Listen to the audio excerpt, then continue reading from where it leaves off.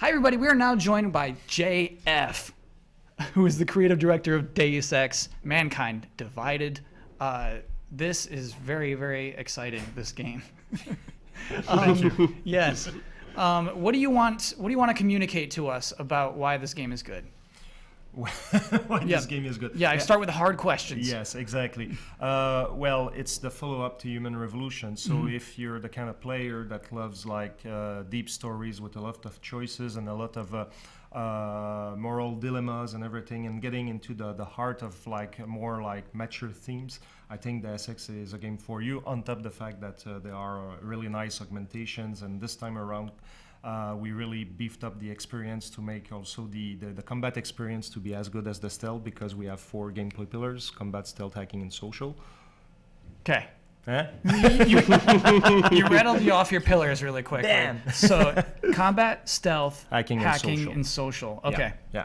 So last time on Human Revolution, the combat was not maybe unnecessarily on par with the stealth, and this time around we wanted to beef it up, and we also redesigned the control scheme to have a better experience with augmentation, so you can go on the fly and be quick and at using your preferred powers and whatnot. So we work in that sense to make a very, very good Deus Ex game.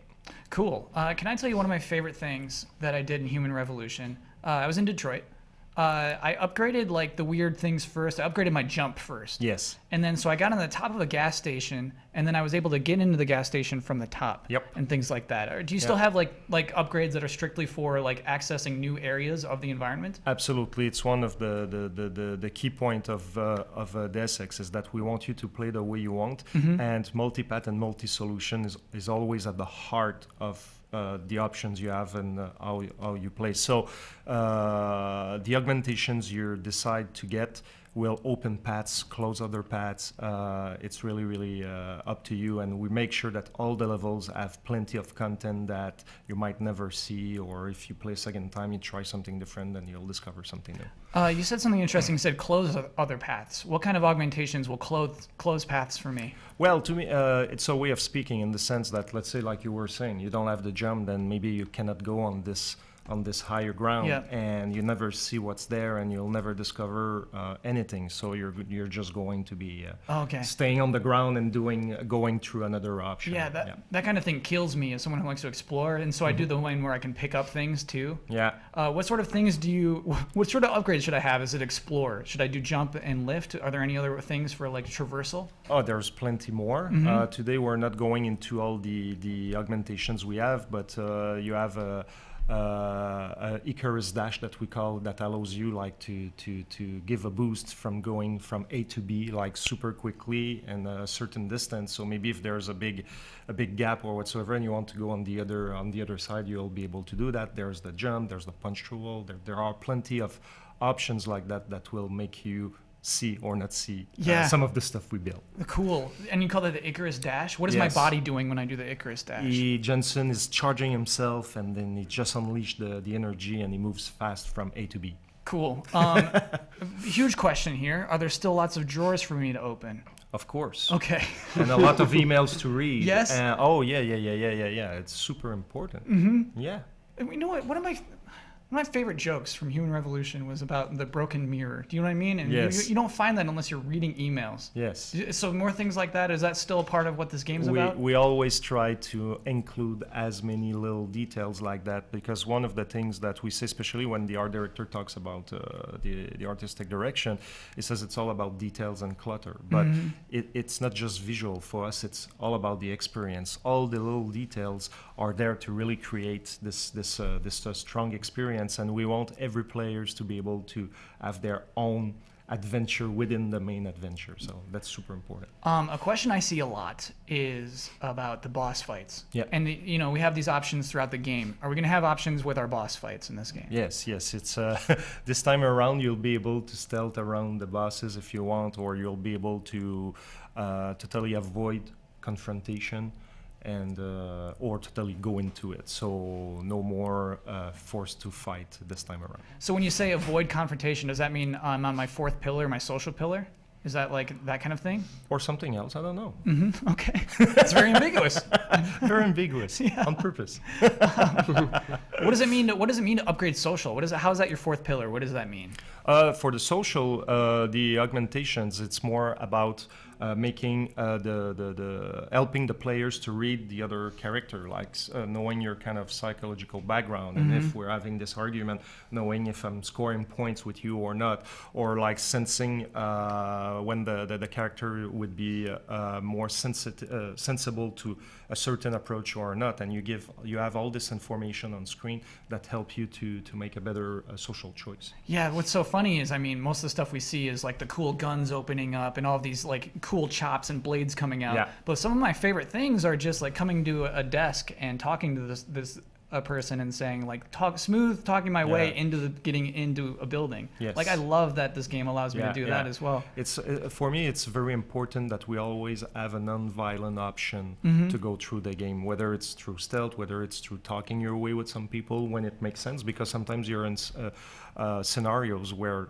trying to talk to someone, it doesn't make sense. It doesn't just in real life. It doesn't always work. It doesn't always work. Yep. So, but as far as I'm concerned, it's really important that you can play the game from start to finish without killing anyone. Because yes, we have guns, but it's not necessarily a game just about guns. Absolutely not. Yeah. I had a question for chat. They Yep. were wondering if the multiple endings or different endings from Deus Ex Human Revolution would come into this one. Right. Like, was there a specific ending that you guys went with, canon over another one? Yeah. To be honest, when we did the Human Revolution, we were so busy with that, and there was a lot of pressure and a lot of stress that if we survive this game, maybe we'll make another one. You survived. Yeah, you did it. You survived. Success. And so to be honest, we were not planning necessarily the future at that point in time. And all that to say that because we didn't plan it out from the ground up, Mankind Divided is not going to take into account necessarily directly those endings. But the thing is, like, there were 4 endings, and there are a lot of truths in there, and a lot of rumors or things that have been said, or the truth that has been twisted, like in real life when an event happened and when it goes through the medias. Yeah. In the end, you don't know exactly what really happened or what didn't happen. So all the endings for the players who played Human Revolution and finished it, there's no bad ending. Like, all of them had some truth in them, and that will be reflected in the next game. Well, my ending was really cool. I just drowned us all, That's it. including myself. And that's canon. I blew us all up. And that's canon. That's the canon one? Yeah. Yeah, that was all right. That was cool. I think part of the story that was stressed yesterday is that everyone's freaked out by people who have augmentations now in this world. Yeah. So when I'm just walking in a crowded street, do people react to me like that? We want that. Is that the way we see it is Adam Jensen is always a stranger in a strange land, whether he's in the city streets or is into the ghetto where a lot of augmented people are put in. And when he's in the streets, like, there's prejudice and people like being they fear him, and some will pass like bad comments or things like that. And when he's in the ghetto, is all bright and shiny, and like, it doesn't look like the same. It doesn't look like he has the same difficulty as the people that are in those places, and therefore they look at him like with a suspicion eye as well. So whether he's in the normal world or in the ghetto world, it doesn't necessarily blend super well. And so, like, how does that impact, like, the actual, like, what happens when I'm walking through a world? Well, for us, the way we see it, it's not about there will be people that you can bribe or not, you can be harassed, so it will play in the gameplay. But what is really important for us is to make the player feel that experience, and they get their own views of what it means to be on a certain side of a subject, and when they go through the end of the game, like, make them think about that, and when it's time for the choices, like, what did you get out of it, and what do you think should be the right call to make, or something like that. Sorry, Yeah. did you have another question? Yeah, we had a question. We want to know if they could just jump into this game if they have not played any of the previous Deus Ex. Yes, that is super important to me because the way we're tackling this is that we don't want you to feel, oh my God, I didn't play the other one, and then there's no for me. I won't play this one because I'm going to be lost. So we're building the beginning of the game to make that world make sense by itself. And we're also going to have other incentive, like when you start the game, you'll decide if you want a sum up of the last game, and you're going to have a sum up, like kind of a video that retells the story of Human Revolution, so to get in. But even if that is, you don't use it, or even if we were to cut it because we don't have the time to finish it, the game by itself should be standalone, and that's how I approach it. So. The way you said cut it if we don't have time to finish it. Are you like on the latter half of your development? Are you getting near the end? We're pretty advanced in development, so yes. So earlier you said when finishing the game, you felt like, oh man, if we survive through this, we're not thinking forward. Are you thinking forward this time? Are you thinking like, well, maybe we should hold back with our ending to save stuff for a sequel, or are you just going all in again? We go all in again, but now knowing that there might be something more in the future, because now we know that we have a franchise and we want to take care of it on the long term. I don't know if there will be something after or not, but now that we know that we established something, we're thinking more globally instead of just thinking about the game. Cool. Yeah. Wait, I'm sorry. What does that mean globally? You're thinking globally. Globally for the franchise. Yeah, actually. So, could you explain some of those things to me? Because I see at the end of the trailer that there's some expanded things beyond the game in the Deus Ex universe. Like what else is there? You're talking about universe specifically? Yeah. Well, for us at this point, we're not ready to go in the details, but when I say globally is that we want to take care of the franchise on the long run, and we want to explore, now we're in the AAA environment, like the new game Mankind Divided, but we might want to explore other transmedia initiatives that will make sense with all the other products we have and everything. But today we're not going into more details than that because we're not ready. Okay, so for now the universe is just Mankind Divided. Okay, yeah. Absolutely. Brad, did you have another question you just pulled? Yeah. So I wanted to know if the stealth bar will decrease as quickly as in the previous one. That's a complainer. The energy system, right? Yeah. Yeah. Yeah. Oh, it's gone now. I lost it. But I guess it's that. The batteries? Is that what that person means? Like the battery chunks? So okay. Well, I guess I could ask in another way. It was like, from things you've learned about doing the first Deus Ex, what have you learned from it? And A lot. improved on? Yeah. A lot, actually. When we talk about the energy system, it's one of the interesting topics in the sense that you're the Man 2.0, and in the last game, it was the way we balanced the game. It was really, really hardcore, and for some people, I'm this Man 2.0, but I always have to find my chocolate bars to be able to use my augmentations because my batteries are always empty. So now we changed the system a little bit. We're not finished with that. We're not going yet in the details, but we change it to allow you to use your augmentations more often, but you will still have an economy to manage stuff. Another thing also, other than the boss fights that we got into account, is when we were giving experience points to the players for their playing style, whether they were playing stealthy or combat, we were giving more points to stealthy player than combat ones. As you should, yes.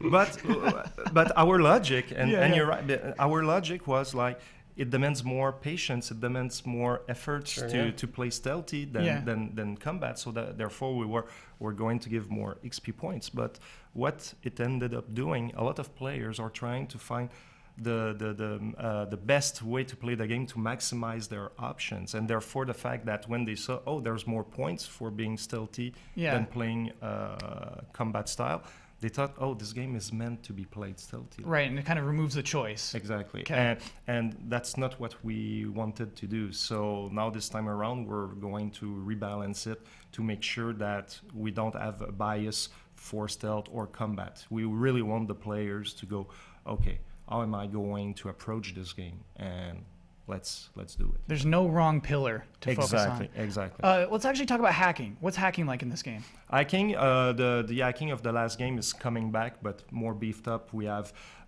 more advanced systems to defeat. They have booby traps, etc., or they have even kind of a fog of war defense system in which you don't see the grid at all and you have to go by yourself. And on top of it, and we have more softwares to defeat those systems. And we also added the remote hacking. Now we're able to remotely hack certain devices and shut them off or turn them to your own advantage, things like that. Things like what? What are some things I can remotely Well, hack? you can have a flying drone going around, and you can like hack it, and then it turns into a friendly drone, and he's going to attack the other enemies, and you have nothing else to do. Oh my goodness! I just remembered like how much fun it was to turn the security onto my side. That's still implemented. It's still there. Yes, Yes. I love things like that. Yeah. You said there's more things in the hacking game, or no, I don't want to call it hacking. We'll call it a pillar. We'll remain a pillar in the hacking pillar. Yeah. So does that mean there's more branches to upgrade? Does that mean like I should spend more points into hacking? It's going to be quite similar in that sense in terms of the augmentations to help you with hacking, but you're going to have more softwares to discover in the world as you play to help you with certain of the hacking challenges, because let's say you have booby trap A, you need software A, and if you don't have software A, it might be more challenging, it might be hard to beat it, to defeat it. So it's going to play like that. So you'll have your augmentations, and on top of that, all these softwares that are going to support the experience. Very cool. Brad, it looks like you pulled another question. No, I'm trying to find them. They're going too fast. The racing. Everyone is just a little too stoked. Chat has started making Brad into video game names. It's hilarious. Oh, okay. It's pretty rad. Oh, man. Oh, yeah. Absolutely, John Michael. What's your question? Big Deus Ex fan here. 2 questions. Is there a new game plus mode? Would you love it? Oh my God, would I love it. My entire dream, even though I know it's purposely set in the game that you can't get every single upgrade, which I love. I don't want to be a powerhouse. Yeah. But after I beat the game, I totally want to go back through the first level and just demolish everything. I want to be Terminator on steroids. That's what I want to be. I hear you. Okay. Yes. And then my second question is, as far as weapon customization or any kind of customization, is there anything, any kind of upgrades as far as? Yeah, for weapons? Yes. Yes, you will have different attachments that you can equip your guns with to change a little bit, modify their behavior or give you some more bigger advantages. But now also we have different type of ammos. We have the normal ammo, we have the armor-piercing ammo, and the MP ammo. So it's going to, all those bullets will work against anything, but some are more efficient than others, depending what kind of challenge you have in front of you. So if you want to manage your bullets, you need to be wise about which one you use when. So cool, thank you. That was a great guest questions. I like that. When is this game coming out? Soon, in 2016. Soon in 2016. Okay. That gives me a range because 2016 is kind of soon, but so if it's kind of soon, it's probably like early 2016. I just want to know. So like, there was a DLC chapter for Human Revolution, Yep. And it actually took place in the middle of the story. Yep. Can you foresee something like that happening with this, or do you have a DLC plan now that you're discussing? We'll see in due time. Okay.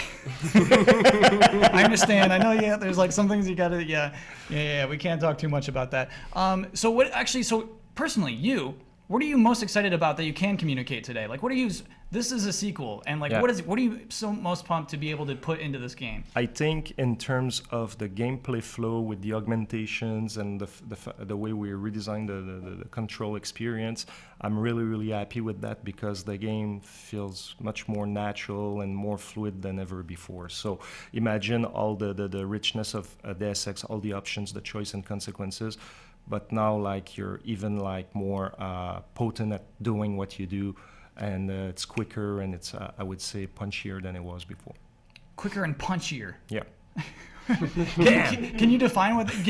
Though? Well, to me, what it means is that, like in the last game, you were going to select an augmentation, and then you were activating it, it was doing what it was doing, you were going again and shutting it off and continuing to play. It was breaking the flow.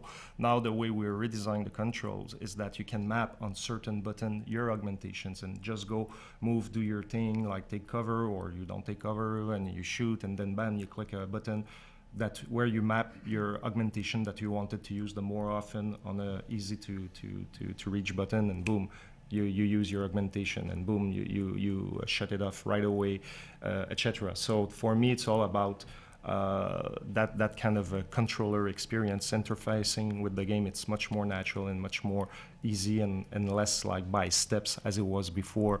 And also on top of it, like when you're in the game, like if you're using the cover system, now you can move not just laterally, but you can go forward. You can now do the takedowns from cover. You don't have to pull out of the cover and then do the takedowns. So everything blends more naturally together and everything to create a smoother, or whatever what I said, punchier experience. Punchier, yeah. That's it. No, yeah, I like going into long drawn out explanation. I'm cool with that. Yeah, because you know those are things that you focus on from a design standpoint. Absolutely. And so I like when we go in depth. I'm cool with that. Areas, where are we going that we can talk about? Going in Golem City, as you've seen in the E3 demo. We already communicated that we'll go in Prague, and we didn't communicate much more than that, I think. Okay, so Keep some secrets. got to keep some things close to your chest. But I mean, so like, let's say we're going to Prague. Where are we going? What are we doing in there? We're doing some sort of investigation. Now we're 2 years after the events of Human Revolution, and with all the tension between the naturals and augmented people, there's way more terrorism. There's way more, I would say, paranoia, and the player is put into the middle of this, and he has to investigate some of those terrorist attacks and get to the real culprits behind that. So. Cool. Okay. So, Brad, did you have at least one question from chat? We got to take one question from somebody. Let's get one more, because guys. this is going to be our last question about Deus Ex. Puns are still coming. Okay, we got to stop with the puns so we can Still get coming. one question in. I might steal it. I'll steal the last one steal it. Go if for we it. don't have anybody. Okay, so basically, if you're a creative director on a game, I imagine you have a message that you want to communicate. Yeah. Are you open with telling us what message you want to communicate with this game?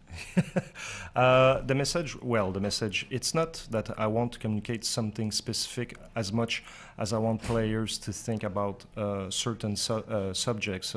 We're into a world where there's a lot of strong opinions and a lot of people judging everything how I say, radically and everything. And I want to create something in which you can think about that the world is not as black or white as sometimes people can make it look. And we want to bring a little bit of nuance and more, I would say, reasoning behind people's actions. And when you look into the eyes of someone, you can understand something that if you just stay in the outside, you're a guy, oh, blah, blah, blah, and I'm judging you like super rapidly. But when I know where you come from, what you're living, then okay, now I have more perspective on whatever you do or whatever you think. So that's the kind of thing that I hope this game is able to dig into, those kind of subjects in which that is kind of an analogy to a lot of things that is happening in the world. So you're not trying to give people a message. You're trying to just get them to think. I'm trying Consider to other things. I'm trying to have a team on the table, like with Yeah. Human Revolution, what it means to be human, and how far can we go or not, and is it a good thing to upgrade ourselves or not, and putting the players in the middle of this and having them to make their own judgment about these things, and not us being preachy and say, oh, this is good, this is bad. I'm not smart enough to answer those things for people. Jean-François, you're very smart. I believe that you are. I have to tell you that we're now joined by Michael Huber. It's an honor. Cheers, man. I'm like shaking right now. I tuned in on the Twitch on my way home and I started just accelerating. Okay. So I know we said that was our last question, but we have to give Huber at least one question. I Huber, have two questions. he has two Just questions. biggest I fan think in we the have. front. All right. Well, okay. We can do it. Let's do First this. is Two a questions. quick one. Okay. The economy. Yes. Have you talked about it at all? We've not talked about the economy. What goes into balancing the economy? How important is money? Because that's something from the very original Deus Ex and Human Revolution that has a big impact on the world, and it always felt really balanced how you made money, and it had an impact with certain side quests. So your question is how we're balancing it? Yeah. Well, Or what is the thought going into that? Is that a pillar? Is that important to you guys? it's important to a certain degree. Otherwise, going around and collecting money would be useless. So our goal with that is to balance it in such a way that if you're really the kind of player that goes around and tries to get everything, of course you're going to have way more options to play with because you have more money. But if you're more the kind of like the guy that just wants to go from mission to mission and get through the story on the critical path and not exploring around, we were calculating it in such a way that you can have at least a certain amount of fun with that, and we're saying, okay, let's say we have a roster of X amount of things, and on the critical path we should give, let's say, 60% of it for those players, but the players that are fully exploring every little places, then they will get the other 40%. So I'm not saying that my numbers today are right, but it's the kind of logic that goes behind it. Cool. And then last, the conversations with certain characters and bosses.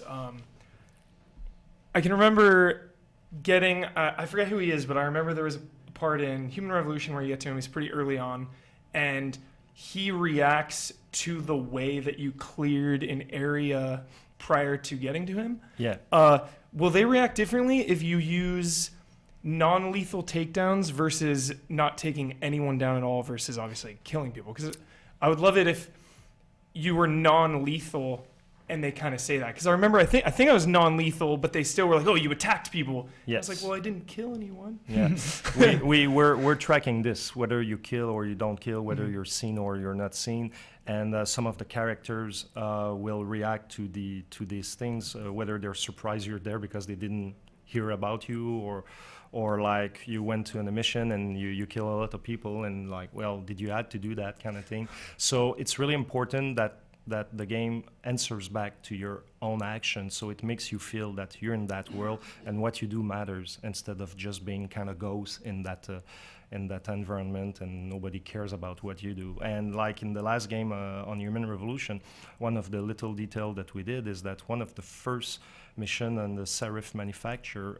when you were getting at the end of it and clearing it from the terrorist, you just had to go in the vehicle and go for the next mission. But if you were actually going back in the level, because you could go back in the level, and now all the police that were holding back before you did what you had to do, now they were all inside and they were taking pictures and notes and everything. And like there's 1% of the players who saw that, but it was this kind of attention to the detail that it was telling the story. They were holding back before you were coming in. You did your thing, you got out, now they could get in. And now, if you were going in the level, back in the level, then they were there and they were doing what they had to do. And the guy that was that killed himself, the remote hacking thing, and there's a police officer with his camera and is taking pictures and stuff like that. So it's all those details that makes the difference. Consistent world. That's it. Yeah, it's as much as possible. Yeah. As much as we can. JF, thank you so much for sticking around for 2 extra bonus questions. Thank you so much. Deus Ex Mankind Divided coming to you soon in 2016.